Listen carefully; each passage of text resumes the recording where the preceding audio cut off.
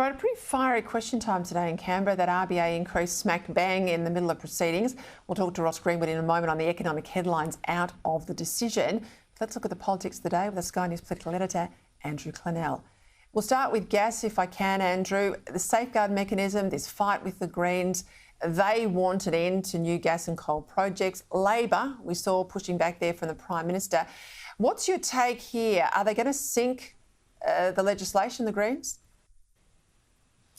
I think there's an expectation here they will eventually fold, but the government will have to give them something. It's kind of been parked, Peter, in the sense that we've got 2 more sitting weeks this month, but thereafter Albanese returns from India and America. So I reported earlier this week I didn't think there'd be any movement on that legislation. There's very little in the Senate this week, it's got to be said.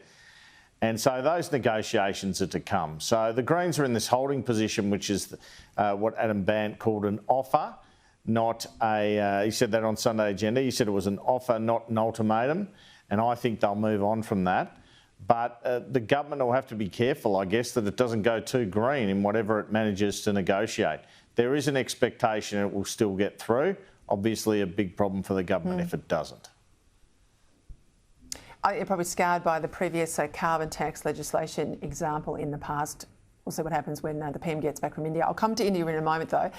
This story, though, Sydney Morning Herald, The Age, the issue of China, the threat of war, we're told within 3 years. That sort of lines up with what we're hearing out of the United States and elsewhere, though, like clockwork, former PM Paul Keating, he came out of the barricades defending China, issuing a statement. He said, today's Sydney Morning Herald and Age front stories on Australia's supposed war risk with China represents, he says, the most egregious and provocative news presentation of any newspaper I have witnessed in over 50 years of active public life. Well, he doesn't mince his words, does he, Andrew?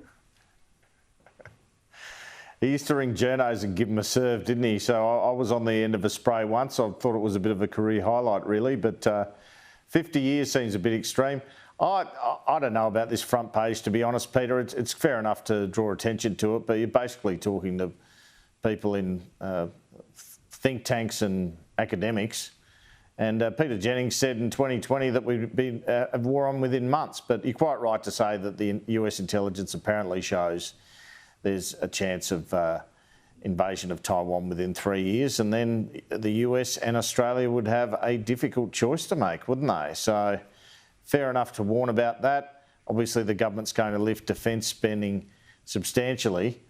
Without a nuclear weapon, have you really got any deterrent? But look, I don't think China's intention is to invade the Australian mainland. It's just, I guess, the suggestion is the Australian mainland could be attacked. No, but that's not the point. If Australia were to take part in the Taiwan conflict.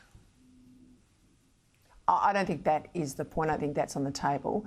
My point a little earlier on is I think you have to socialise this with Australians. I think they need to understand how real this is.